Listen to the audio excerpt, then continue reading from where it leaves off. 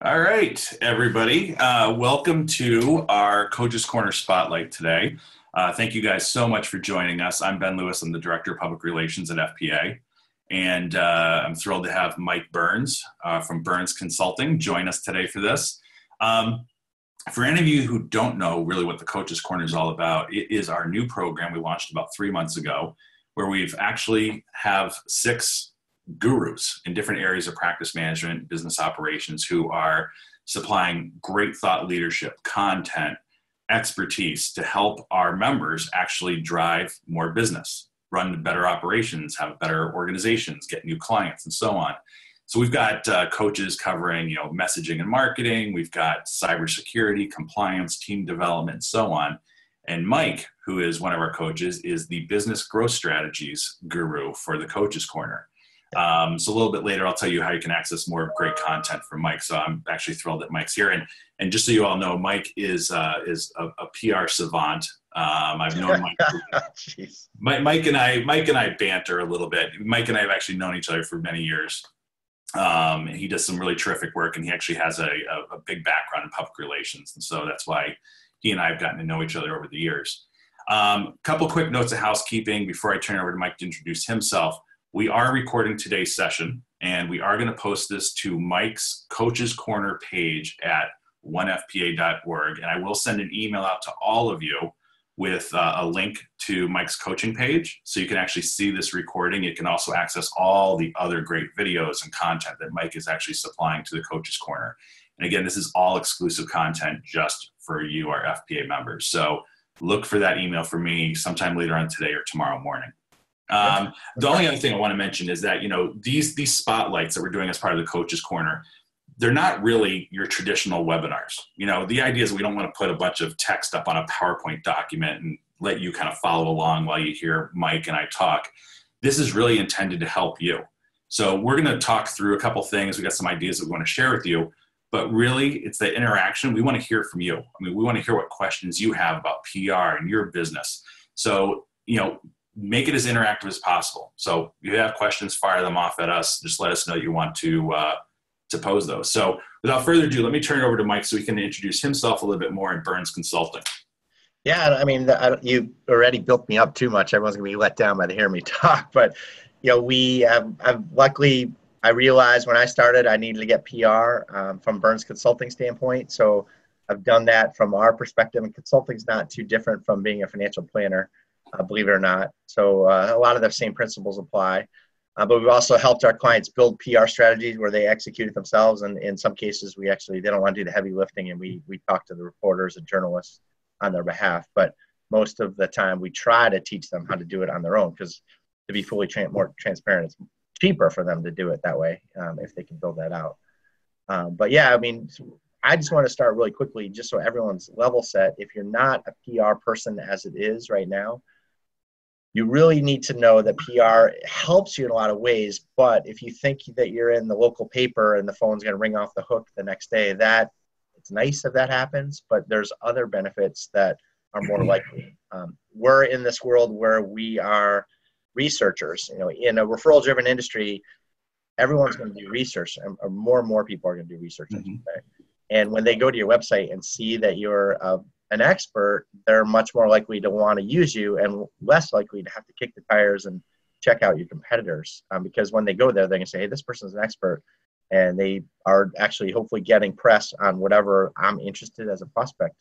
You're more likely to close them. And one other benefit too is, or a couple more benefits, is that it helps them in the lead funnel. I think I've seen conversion rates they're faster. Like, they don't drag out as long if the person's an expert in the industry. And as you know, we'll talk about it later on in this Zoom recording, is that if you have press, it gives you a lot of stuff to share using social media, email, and other things. So you can be more successful in those areas too. So that's kind of where I want to start to level set things, but you probably have some thoughts you might want to start with. Well, yeah. I think you should kind of take it from there a little bit. Obviously with you and Byrnes Consulting, you work with a lot of advisors, doing a lot of this kind of stuff. How have you seen positive publicity really help financial planners grow their businesses?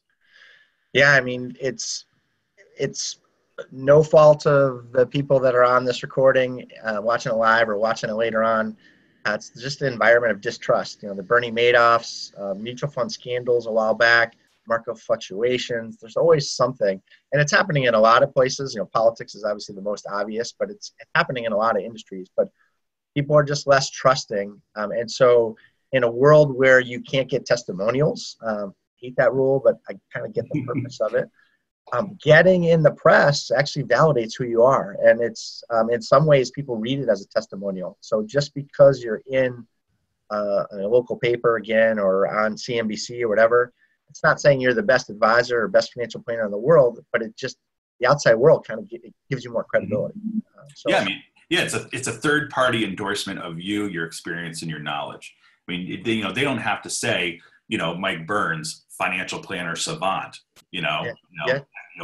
expert in all things financial.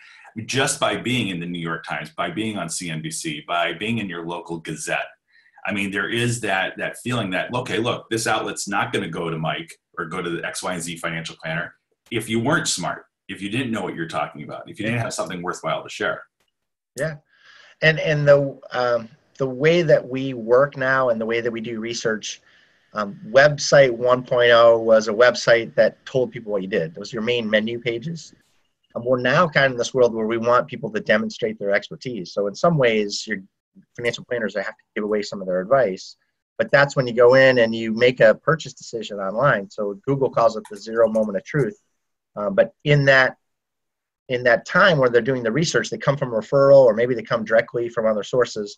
They're actually going to decide whether they want to work with you before they ever talk with you, before they email you, before they ever call you. So PR is just one other great way to kind of close the sale before they ever get introduced in the real world to you.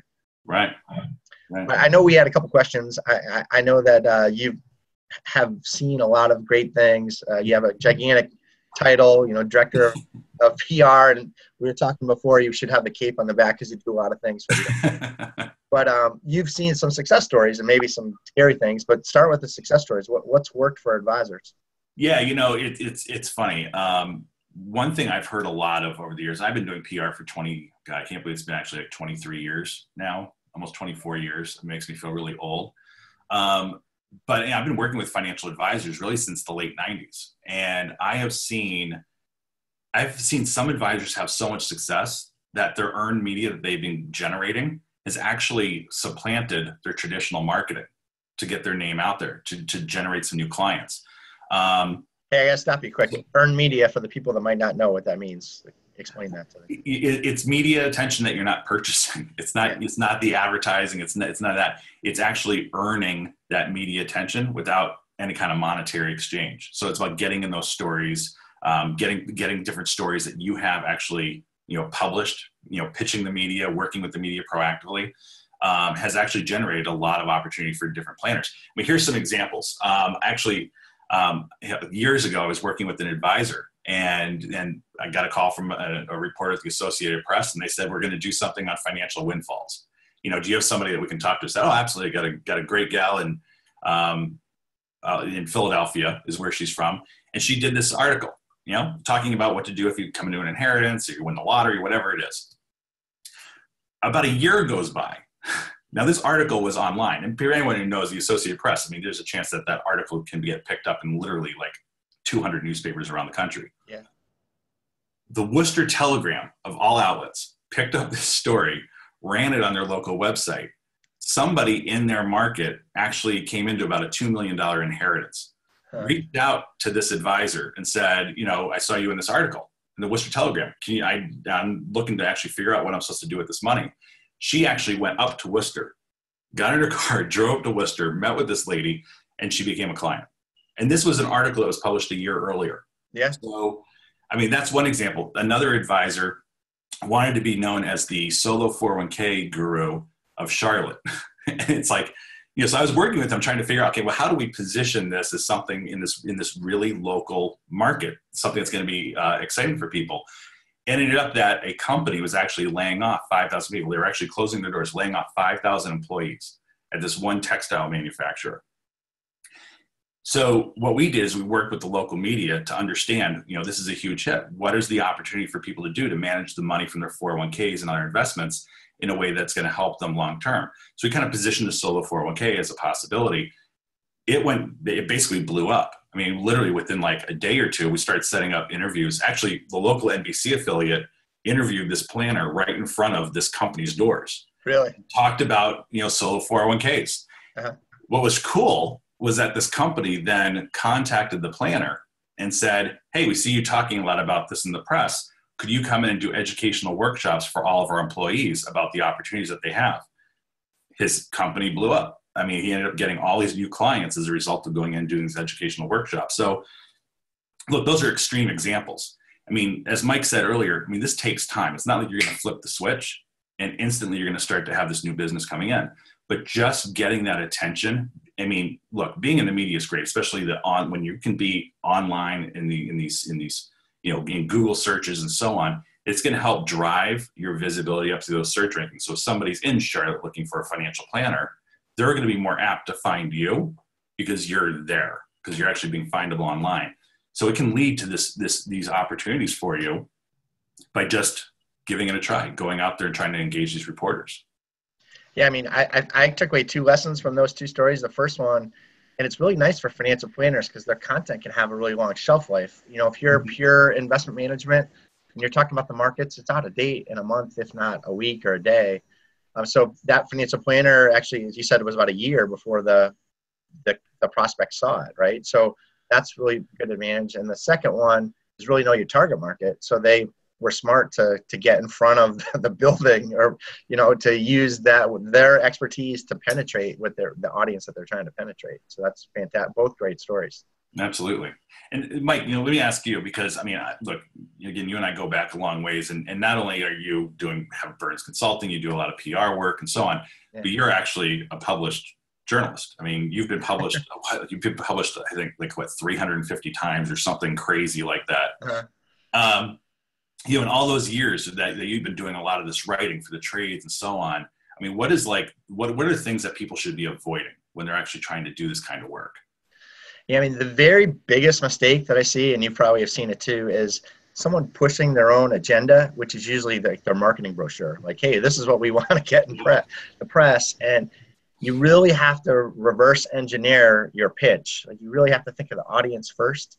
And in most cases, be newsworthy. That's kind of the catchphrase in the industry. But if you can figure out how the editor or the program director or whoever it is thinks, and actually re-engineer it.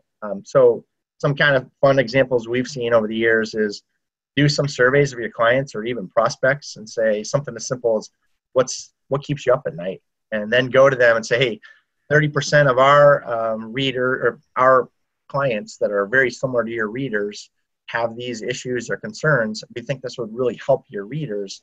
What do you think? And all of a sudden you see light bulbs go off, and the journalists get all excited where you're helping them do their job, basically. If you come at it from the me approach, it oftentimes crashes and burns. Yeah, and on that, I always talk about there's a difference between being advertorial and being editorial. Uh-huh.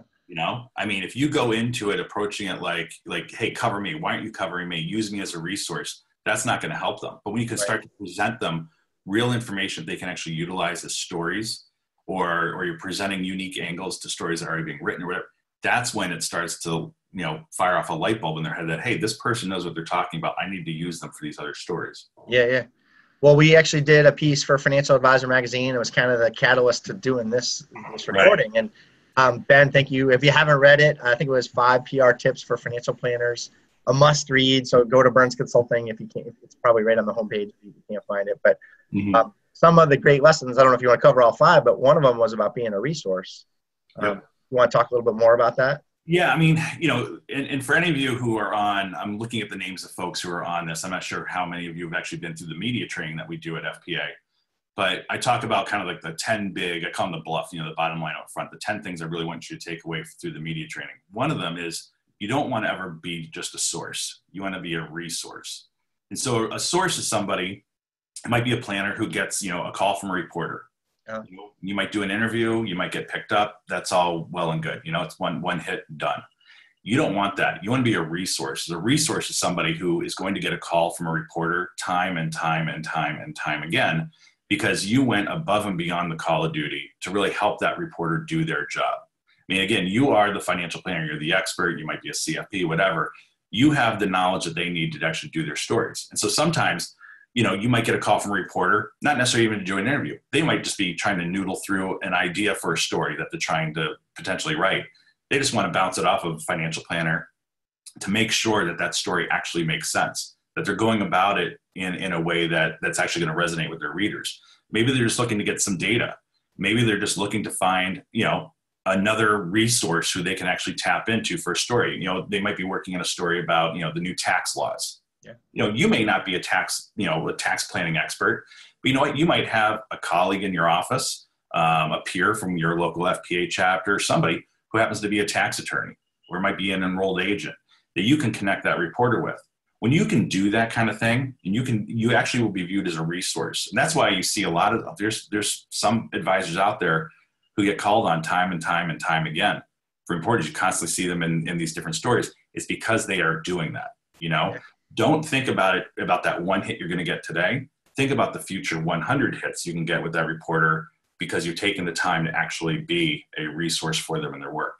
Yeah. So, I mean, we talk to journalists all the time, and their jobs have blown up too. Like, they're not just doing the newspaper now, or the magazine. Now they're doing online this and social media this, and they have deadlines, and they're coming in all the time. So if you can save them from having to make 20 connections, whether email or phone, and you can get them to the person that they need to talk with that much faster, they're going to love you for it. Oh, absolutely.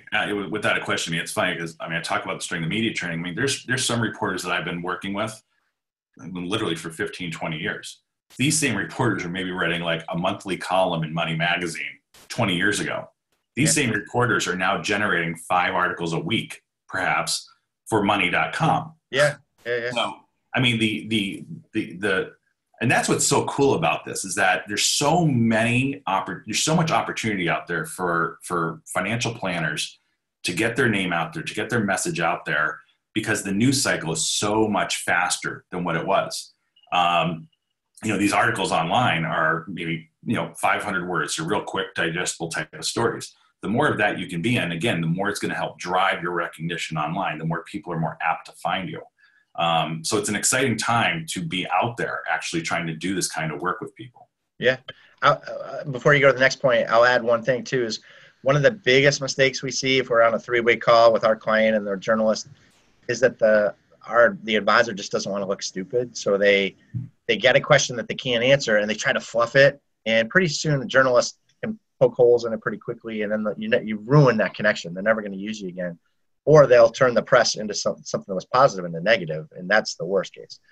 So if they think about it as not just being the source where the pressure's on them, but they say, hey, I can be a resource. Like, I'm not an expert on that. I'll connect you with such and such. It takes that pressure off a little bit, and it's nice. I mean, they don't want to look like they don't know anything, I would say, but they can easily push the punt on certain things, and again, it's a win-win for everybody, because the journalist is happy that they're not a fraud and trying to fluff something. Right. And, and this leads into this other issue that I think is really important for people to remember. And that is not to view your opportunities with journalists as interviews. Don't think about that. And as soon as you start thinking this person's the interviewer and I'm the interviewee, and, everything that you say doesn't come across as authentic, doesn't come across as genuine. So one of the things I like to talk about is it's not an interview, it's a conversation. You got to almost approach your interaction with these journalists like you're talking to a client or a prospect, somebody just sitting across the table from you, asking you questions about their own personal lives. Yeah. What you're doing is, one of the other things I like to talk about is that, content's king, but passion is what sells, right? When you could have a great message, but if you deliver it like a lead balloon, it's going to go over like a lead balloon. You need to be passionate. If you really believe in what you do, I would like to think that, Austin and Carrie and Daniel and Eric and James and Catherine, all these other people who are joining us today, they're financial planners. I like to think that they're all passionate about financial planning. They're passionate about what they do every day. I'm passionate as hell about what I do every day. I love doing public relations. I love it. I know Mike is very passionate about what he does. So when I talk about it, I try to be excited about it. I try to, because look, when you're passionate about something, it helps create resonance. That's how you get people to kind of attach themselves to what you're saying, to really believe in what you're saying. So you could have a great message, but if you're not delivering it with passion, in a genuine, meaningful way, it's not going to attach themselves. And quite honestly, if a journalist isn't really, if what you're saying is not going to resonate with a journalist, it's never going to make it into that story, let alone, even be partially conveyed in that story. So resonance is really key. And you do that through the passion by just approaching it as a conversation. So, and I like the conversational thing too, because sometimes they try to look too smart and they talk at a level that's up here and the journalist is here. But if you can kind of have that conversation and go at their pace, they're much more likely to understand it, which means they're much more likely to use you and use you in a good way and always want you as a resource, right? Like they don't want to talk to the person that's at the professor level that they don't understand because they're not going to be able to quote that person. Absolutely. Yeah. And, we were talking real quick about, about the fact that the news cycle is so much faster. A lot of that is because of social media. I mean, it's like be first or be last. It's this whole idea that they've got to be the ones who jump on these stories. Yeah. How have you seen social networks and people really embracing social media as a way to kind of drive a PR strategy in planning firms? Yeah, I mean, in some ways they've blended together. Like in the very beginning, PR agencies tried to not be social media agencies, but now they've come together because they've worked so well together. And really what you do in the social world is public. So in some ways it is public relations oriented. But what we've seen, and this is early on, that if you got some great press and it was, say you're in the cover of the Wall Street Journal, if it came and went and it just disappeared and then you didn't leverage it in some way, it was not a waste of time, but it wasn't as powerful as it could be. So if you use your website as a hub, and so you take the press and you give it a home on your website, and there's ways of doing that without getting in trouble. Like you basically do a summary of it. Don't use the exact same text because the copyright issues and the media outlets can be mad, but you give it a home basically somehow. And then share it. Again, planners have long shelf life on their topics. You could share that stuff for 5-10 years. And you just got to not forget it. If it still has legs, that stuff can be working for you forever. That's where you need the junior marketing person that can schedule these things and make sure that it still has a heartbeat. You don't want to flatline something that's really has some value. And I don't know if that's where you're headed, but that's one little thing how social media can help. We can talk about some more. Do you want to jump in? Well, yeah, one other idea that I've shared with people is that, these media appearances become great fodder for blogs. There's a lot of people are trying to write not just blogs, but newsletters, content for your website. Content marketing is really what drives a lot of marketing today. It's engaging content that grabs people and pulls them in.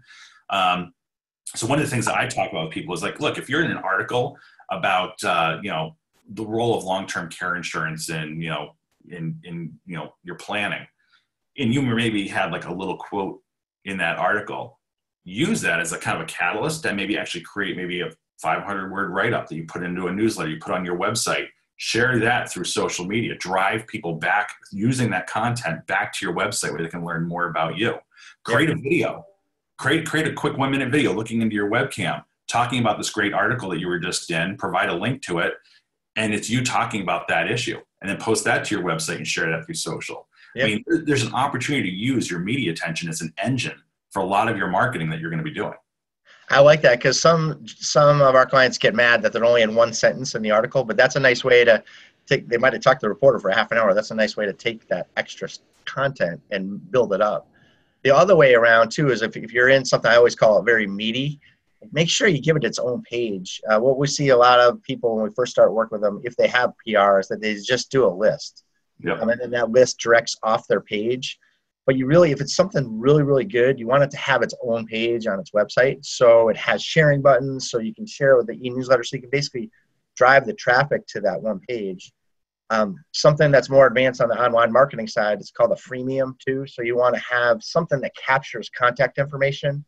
What's a giveaway? A freemium is a giveaway, basically. If you had some great PR on a certain topic, let's just say it's small business owners, how cool would it be to have a little freemium on the side column that says, here's 5 tips on how to sell your business, or 5 tips how to be a better business owner, or whatever it is, that you have to download and trade your email or your phone number to get, usually your email. So that's a nice way of taking something that's great, but actually making it part of the lead funnel system. So now you can actually track. So the cool thing about a Twitter sharing button is if you add a little code in the coding that says via and then at the company or the person's Twitter handle, anytime someone goes and uses that sharing button, they might be an advocate that you never knew of, some random person, but now when they mention you on Twitter, you're actually finding out who they are. So they're sharing your press. Like, wow, you can build a virtual relationship. That's one cool thing. If you create that lead funnel system on that same page where the PR is, you can get people in the conversion piece, and you'll know that the PR drove it, because that's sometimes people have a hard time quantifying whether PR is worth the effort. That's really nice if you can actually make some formal leads through it.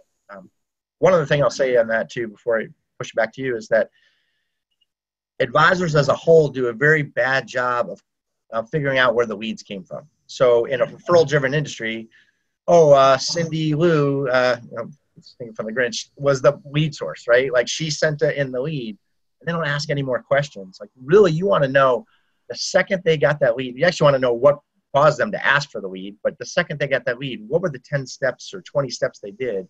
Did they bounce around your site? And did they fall in love with the PR that you got or something? And what was the thing that actually convinced them to contact you? So what we're finding now is that the website is actually getting an assist on most client referral driven leads. And it's now a pit stop because people are doing that research before they call contact the advisor. We did get a couple questions from Catherine just a little bit ago before we started the session. I'm going to read them off my laptop here. I'll start with the second question here, Catherine. Do you recommend trying to contact writers proactively to try to build a relationship and become a direct resource? If so, how do you recommend going about doing this? I'll turn it over to you, Mike, to start, and I certainly have some thoughts on this. Yeah, that question's too easy. I mean, that's a no-brainer. If you want to get press, the one is find out who the journalists or the editors or who that cover the type of press that you want. A real simple thing would just do a survey monkey of your clients. What do they listen to? What do they read? And what do they watch? So you know who those people are. And then definitely be proactive. That's in the very beginning when you start the relationships, be sensitive, because journalists act like some of them act like they're too good for you because they're just too busy. But if you can get in and be a resource for them, like you said before, they'll take your call all the time. So the first call is a little harder, but then you don't want to forget, once you build up the relationship, you need to continue to build on it and put it as part of your CRM. Hey, such and such reporter at blah, blah, blah, blah. I should be talking to that person at least 6 times a year, or you figure out whatever the frequency is. I mean, that was question one. I mean, you probably have the same answer. Proactive is the way to go, right? I mean, look, they're not going to know about you unless you are proactive with them. Yeah. I mean, unless, of course, we're going to talk about FPA Media Source here in a minute too, because that's a great way to start to generate some of these relationships. But yeah, I mean, they're not going to know who you are unless you proactively reach out to them and make that introduction. And again, you're not approaching it like, hey, use me, I'm a financial planner, I can help you with your stories. But I mean, here's a couple quick things to keep in mind. Number one, your clients are a gold mine of potential story ideas for personal finance, financial planning related journalists. Your clients are real people who are facing real situations, real issues within their own personal lives. I'm not saying you need to say, hey, I had a client named Cindy Smith and she, just got a divorce. That's not what I'm saying about doing. But you take these stories and you kind of sit there and think, okay, have I seen any reporter, any publication actually write about this unique angle to this planning issue? Chances are there's going to be other people who are going to be experiencing that. Then what you do is simply Google News is your friend. Type in various search terms, whatever. Yeah. See who's reporting on that type of issue. If you haven't seen that angle be played up, contact that reporter. And typically, I will say this: a lot of times in the footer of an article online, it will have sometimes the reporter's email address. It will have maybe their Twitter handle, whatever.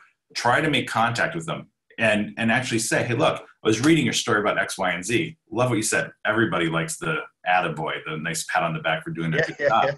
Highlight something that you liked about the story And then say, hey, you know what? I actually had a client come to my office, last week who was facing kind of something similar, but it was a little bit different in this way.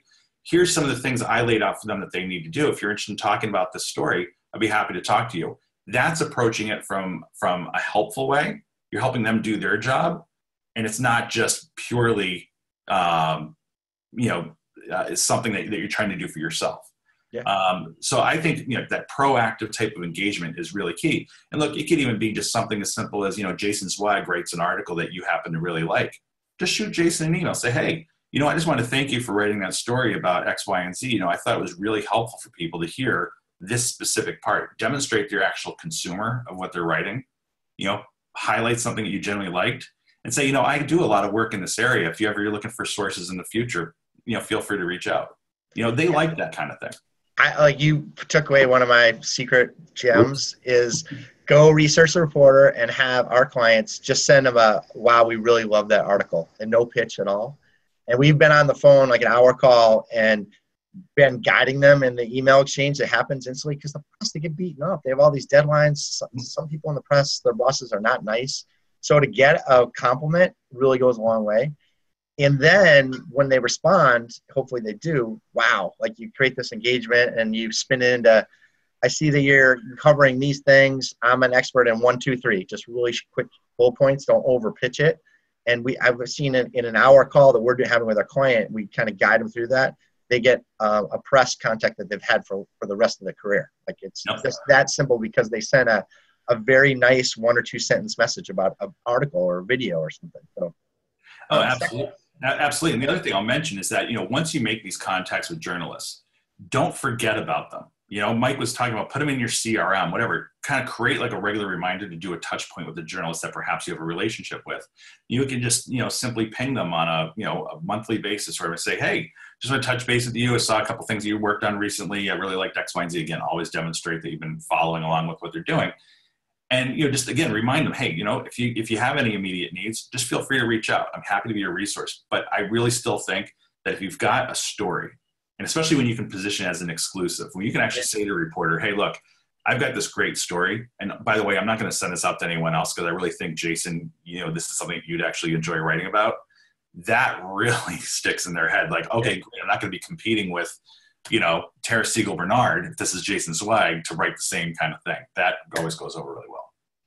I mean, we talked about being proactive. 2 other things I'd add is don't always count on email. I did one of these kind of presentations, and then I had a panel with Evan from Financial Advisor Magazine and Jamie back when he was an investment advisor. Evan said he got 600 emails a day, and Jamie got 450. So if you're counting on email, it's going to be tough. You have to catch them when they're actually digesting it, because they get too many. Right. Just like all of us, but I think they're even worse. I mean, if I get put on these member press lists, I don't know, I get press releases all the time, and in a whole day, all the important emails get jammed down. It's a real battle that we have, especially them. The second part is, so if you have to rely on phone calls, be really sensitive, because sometimes they're on deadline. So there are times where they'll get to know you and be friendly, and there's other times they don't have time. So get to the point as fast as you can. So be very, very sensitive if you do use the phone to contact. Yeah, and that's the same thing with email. I mean, you need to be able to have what you're going to say come out within the first 15 seconds that a journalist is going to be reading the email.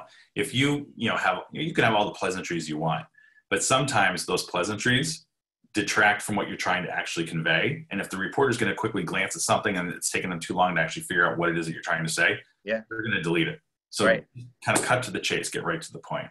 And same thing, what's in it for me kind of approach. Your subject line should be really clear. Why do they want to open this? There's some good nugget.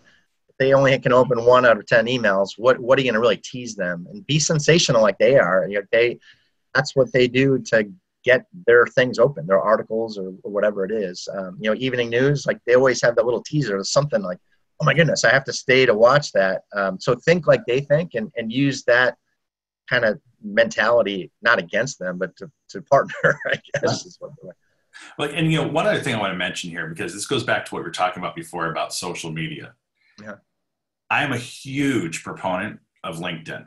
I love LinkedIn because this is a golden opportunity for you to actually make professional connections with these journalists.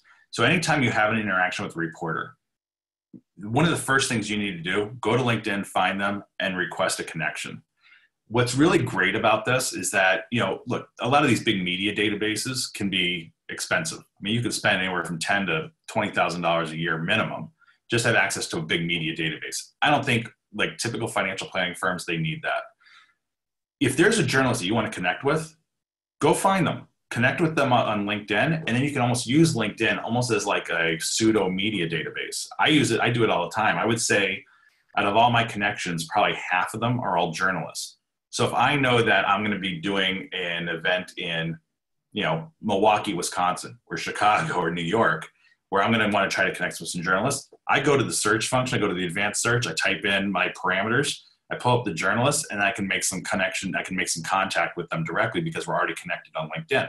You all can do that. I mean, the cool thing is that a lot of these personal finance reporters, people covering the industry and so on, if you're a CFP, if you have that on LinkedIn, they're going to want to connect with you. I mean, it's an opportunity for them to kind of learn who you are. And just, you can even use LinkedIn through the messaging to actually work with reporters. I do it all the time. So, LinkedIn is definitely a friend of yours if you're trying to kind of keep tabs on who these folks are. And I will say this, journalists, they move around a lot. Yeah. I mean, yeah. especially with local, I mean, this, Mike, especially with local journalists. I mean, especially a lot of like local reporters who cover personal finance, they tend to be like fresh out of college. It's like their first writing gig. Yeah. And so they're there for a very short window of time. And then they're going on to the next opportunity, perhaps at a more, statewide paper, maybe at a national outlet or whatever. So you can actually stay with them. You can constantly stay in contact with them. So it's a great way to kind of keep on tabs of where these people are and where they're moving. And use LinkedIn to congratulate them. And even if they go outside the industry, they come back. So just keep those relationships going. You probably just got 100,000 invites for LinkedIn because everyone wants to see your contacts now. That hasn't happened yet. We'll see when I But, and I also want to say this because, this goes back to the whole social media piece. Follow these journalists. If you're on Twitter, follow them. And don't just wait for them to mention you in an article or be in one of their articles. If you see an article that they're writing that you really like, proactively share their content. Let them see that you're out there pushing their content out there. They're going to be more apt to connect with you on Twitter and other social channels. And they also will appreciate that. And believe me, their editors will also appreciate the fact that you're out there sharing that content, because at the end of the day, they're trying to get eyeballs on that content. So the more they see you out there kind of sharing this, it's only going to help you in the long run. So some people watching this live or watching it later on don't really see Twitter as a real great value, but you nailed it. If you go and positively help them, it's not just the editor. Sometimes they're rewarded financially by their hits on their articles, or at least it's competitive inside. Like they need to drive traffic, or they're judged poorly if they send out a bunch of dud articles, for example, that they might not be there forever. Right. So you're helping them there, but because you're helping them, they might follow you back. What that allows you to do is via Twitter, send direct messages. You can do things publicly without them following back, but if they do, and what you'll find is the little notification thing in Twitter there's a lot less competition for that. They might get 1 or 2 notifications there versus the 600 that another editor gets. So what we found is actually communicating through Twitter. It's not always reliable, but sometimes it's much better than email. Although it's just kind of a short message. Twitter's expanded that, but so I love that you brought up Twitter, because there is a real value with the journalists that are using it. Let me throw this other question out there from Catherine. I think it's something that I know I can definitely respond to, and Mike, you might have some ideas. Catherine asks, I have been getting the PR emails. She's referring to FPA Media Source, which is our automated media query system. I've been getting the PR emails and have responded to a few, getting picked up by just one. Just wondering what you advise for the FPA queries. Should a response be catchy, conversational, just informational bullets? Should she tell anything about yourself, your background, expertise? What's the best format? Hey, before you answer that, how do you get on that list for the people that might not know? All right. Thank you very much for teeing that up for me, Mike. No, so actually, FPA Media Source is our automated media query system. So right now, we launched this a little over 2 years ago. We're actually close to 3,000 different media queries that have been sent out through this system. It is I think it's awesome. I think it's a great way for you to instantaneously start to hopefully generate some media attention for yourself. Right now, we have about 1,000 members of FPA who are in the system. To participate, you need to be a member in good standing, obviously. You need to be a CFP professional. You need to go through an FPA-approved media training, and you need to agree to a media participation agreement. That's the fourth step in it. So I do media training for FPA members across the country. I do it live in person. I also do it virtually. So it's really easy. If you've never gone through media training, it's about an hour and 15 minutes to an hour and a half long. And I actually can do it virtually. And in fact, on August 16th, I have the next virtual all-member virtual media training. You do it right here from the comfort of Zoom. And basically what you're going to do is you go to onefpa.org/media training. You'll be prompted to log in. You can pick the next session that you want, and then you'll automatically be registered for that training. Once you go through the training, you then get the media participation agreement link, and then you start to get the queries in your inbox. And usually, and Catherine, this will then start to get to your question. Usually I provide also kind of a best practices guide, 8 things to kind of keep in mind when you respond to these. You always have to remember a couple things with regard to the queries. Number one is that there's 1,000 other members who are getting these things, right? So if it's a real kind of more general personal finance topic, something that really any financial planner can answer, these journalists might get, 50, 60 different responses within a matter of hours. Right. You don't want to be the last person responding, all right? You want to be as close to the top of that response list that they're getting in. So what I would say is that if a topic is right in your wheelhouse, if it's something that you are working on right now, you actually know this backwards and forwards, you've got some really great thoughts on it, don't wait. Just take 5 minutes, click on the Respond Now link, and put your response in and get it in. The sooner you get it in, the more likely is that a reporter might say, hey, this person's going to be fantastic to talk to, and they're just going to make contact with you directly. The other thing is you want to be as original as possible. Don't regurgitate the same thing that you think 50 of your peers are going to be saying. Try to sit with it for a minute and think a little bit outside the box. Try to be a little bit creative. If you actually have real experience working on that type of topic with clients, highlight that. Actually say in the response, you know what? I can talk about this. I actually just had a client come in my office last week facing this exact issue. And here are the 3 things, like real quick bullet points, 3 things that I told them. Keep it real brief because you don't want to give them too much because the goal is you want them to actually pick up the phone and then actually call you. Yeah. Highlight that experience because that's actually going to stand out for them.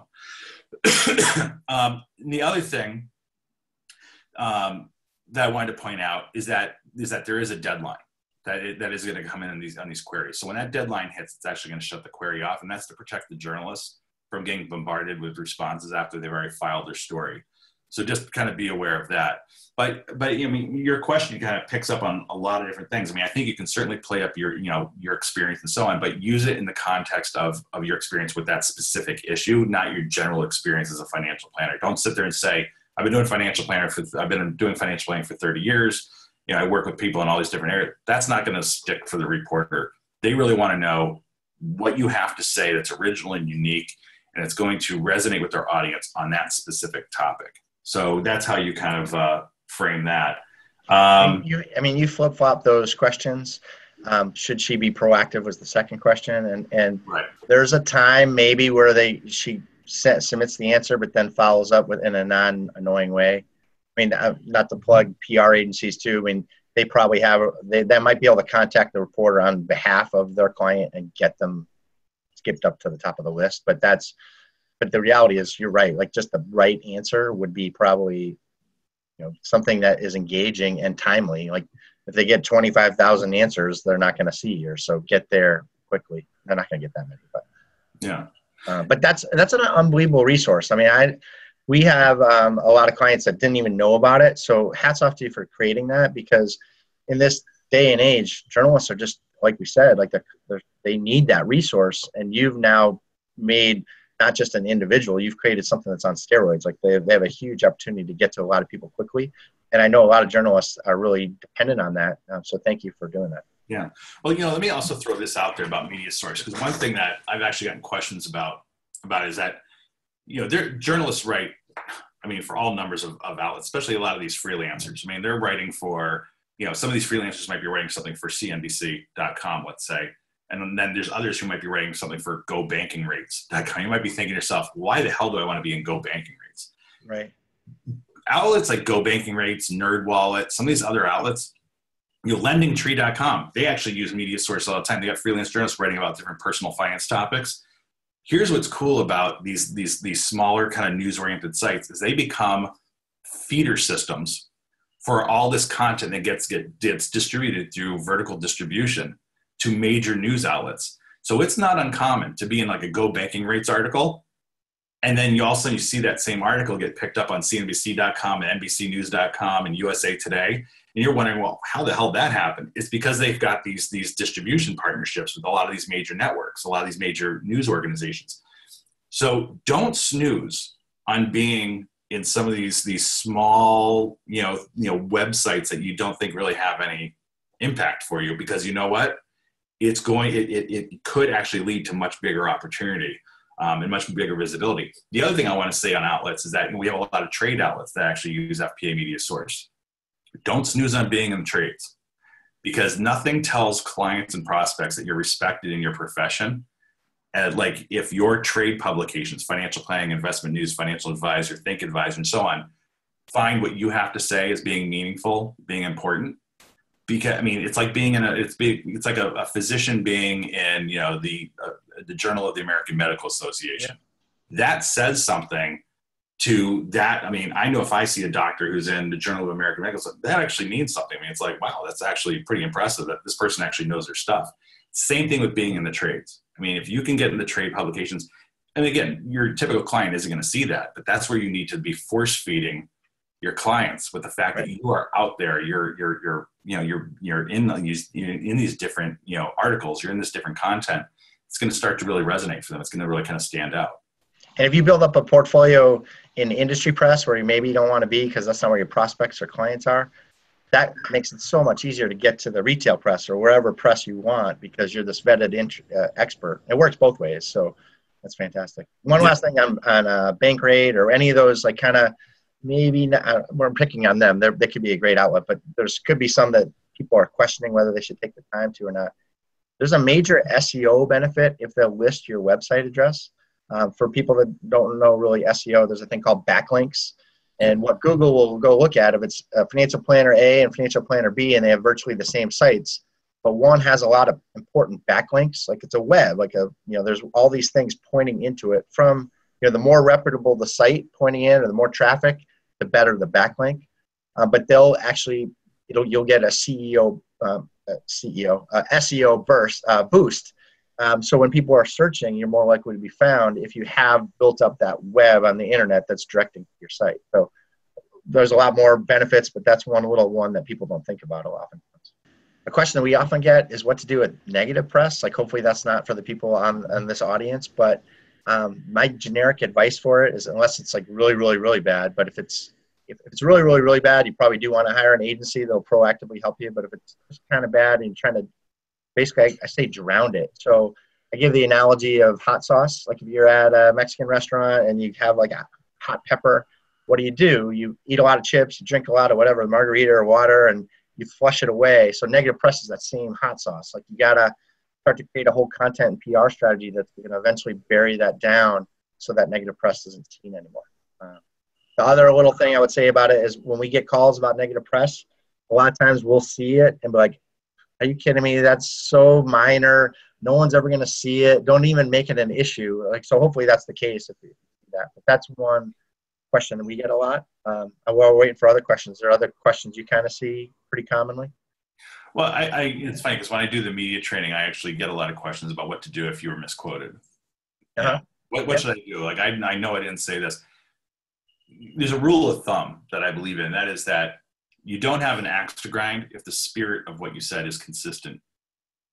Where you have a problem is what the intent of what you were saying was not conveyed the right way. So look, unless what you say is so overly brilliant, you're never going to be quoted verbatim. It's just not going to happen. I mean, I did my interview with Mike, and I can tell you right now, Mike kind of created some of my quotes for me.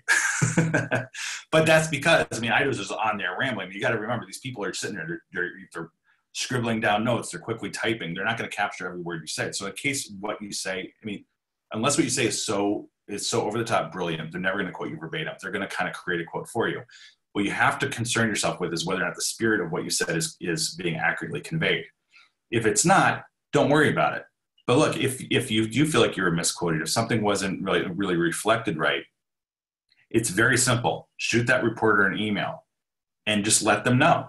But again, you can do it with tact and with still building that relationship. So maybe it's something like, you know, Jason, saw the article. I really appreciated the opportunity. You know, I mean, I really like how you talked about X, Y, and Z. Again, demonstrate again that, you know, what you really appreciated. To say, you know, I was looking at the quote you attributed to me. I am a little concerned about it because it doesn't really totally reflect exactly what I said. What I said was X, what you wrote was Y. If we can get that correct in the online version, I really appreciate it. Thanks so much, Ben. What that's going to do, number one, is it's going to give Jason that attaboy across the back for doing a good job. And you're asking for that one simple tweak. You'll notice on a lot of news sites, articles will say updated up in the date line, updated on X, Y, and Z at this time. That's because these articles are constantly being tweaked. I mean, they're always making some additions and subtractions and things like that. It's very easy. And I actually do this on a weekly basis on articles that talk about FPA. It's very easy for them to go and pull the story down, make a very small tweak, and then repost it back up there. And I always say it's the online version you have to concern yourself with. Don't worry about a retraction in the Wall Street Journal, because that newspaper is lining a litter box tomorrow. That's not what's going to be important.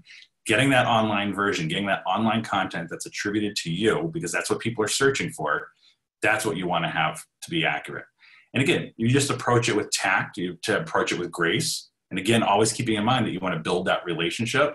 That's what's going to serve you well in the long term. Yeah. Well, I mean, we're not going to torture people that ask questions, but I think we could be a constant resource for them. And that's the whole point of the Coaches Corner, at least. So don't be afraid to look me up there, or the Byrnes Consulting. Byrnes is spelled Byrnes, if you don't know. So byrnesconsulting.com. You know, some people get shy in these things and they don't want to be recorded with their question, but we're, you know, I love, you can tell Ben and I are very passionate about this stuff. So just be warned, if you get us on the phone, we might talk your ear off, but we like to help planners. So. Yeah. And actually you talked about, so you mentioned your Coaches Corner page. I mean, you're talking about business growth strategies. It's definitely some things outside of PR as well. Can you just give everyone kind of a quick highlight about some of the other kind of content that they can actually see in there, some things that they can learn? Yeah, I mean, there's a whole bunch of videos, try to make them a little bit more exciting than a normal just standing in front of a wall video. But there's also a lot of great articles. So I took, 20 of the articles we've written for, related to business growth strategies. So there's a good resource, some helpful stuff. And I'm sure if people read those, they'll get some nuggets that'll help their business. And then we also created a couple of worksheets too. So if you want to go in there and play around with it, I always say, please give us feedback if there's anything we can do to improve. We're always kind of looking at what the next content should be for the Coaches Corner. So if you have some good ideas, don't be afraid to reach out to us and tell us, either Ben or myself. Absolutely. And let's just do some quick parting shots, some remarks for the good of the order, because we're coming up on our final 3 minutes here. Okay. Any sage words of advice that you want to encourage everybody with before we let them all depart? Yeah, I mean, one big mistake that we see is sometimes, I know you had said, be conversational and be yourself and build up a relationship. Humor every once in a while. You can have somebody that's bigger, larger than life personality. Everyone wants to be around them. But what they say is a joke in person, when it gets translated to an article, it can be disastrous. So just be a little cautious about humor. Use the old, if your grandmother is alive or was alive, would she want to read what you're talking about? So it's sometimes just take, and I know that was part of your advice in the article, is just take a little pause. Sometimes people are so nervous about that pause, but it can really help you formulate what you're thinking, right? And I'll turn that back over to you. Yeah, I mean, for anyone who's never heard me talk about this, I always talk about heed the advice of Mark Twain. Mark Twain once said, and it's brilliant PR advice, and his quote is, the right word may be effective, but no word was ever as effective as a rightly timed pause. Yeah. that pause, those 4 or 5 seconds you take from processing a question to opening your mouth is the difference between hitting a home run and falling flat on your face. So I always encourage everybody to listen to a question fully from a reporter and then take 5 seconds to really get your head around it and then deliver your response, because I've seen too many times when people just start throwing stuff out there without fully thinking, and it's backfired on them. So I love that. Mark Twain is brilliant, obviously. So that's really great advice. And the other thing I'll say is you just got to get started. I mean, this is the thing, is that, nothing that Mike and I are really talking about is rocket science. Mm-hmm. Look, I mean, it's fair for Mike and I to say, because we've both been doing this for a long time. But, look, you've got a story to tell.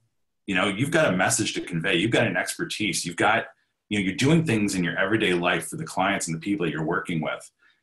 Be passionate about that. And just start reaching out. I mean, just start engaging reporters. You see an article that really resonates with you, and you think it's an important message.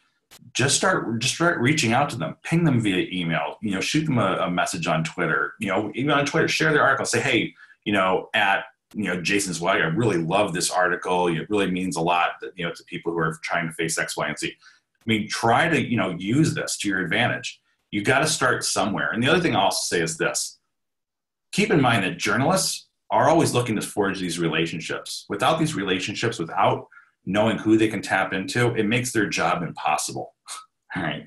So even if it's a matter of, there's a local editor that you want to maybe do some work with, reach out to them and say, hey, can I meet you for a cup of coffee? I'd like to tell you a little bit about some of the things that I see that are impacting people in our community. There's 1,001 things you can be doing. Just start small and then kind of continue to work yourself up. And before you know it, you're going to kind of create this little bit of a PR engine that's pretty unstoppable. But just kind of think about, some of those little small things you can be doing now that are going to start to kind of feed that engine moving forward. So, and I also say this, as the PR director at FPA, I mean, I'm here as a resource. I work with our chapters and our chapter leaders all the time. Ryan Hara, who works with me as our PR manager, we're here as a resource. So if you have questions, you have comments, you have concerns, you're just trying to think through a strategy for your business, give me a call, shoot me an email, and say, hey, Ben, can I take 5 minutes of your time to talk about this? I'm happy to do it. Always happy to do it. So with that, anything else for you, Mike? That's it. Thank you for everybody for tuning in. Excellent. Thank you, everybody. I really do appreciate you all taking the time today. And again, I want to remind you, the Coaches Corner, FPA Coaches Corner, is available to you. It's great content for all FPA members. You're just going to go to onefpa.org/Coaches Corner. When you go to that page, you can navigate right over to the Business Growth Strategies corner, which is where Mike's content lives. And expect an email from me fairly soon with a link to that and today's video. So thank you all very much, everybody. We appreciate it. Great. Have a great night. Thank you. Bye-bye. We would love for you to subscribe to our YouTube channel and like this video. Also, please feel free to share your comments, tips, or questions below.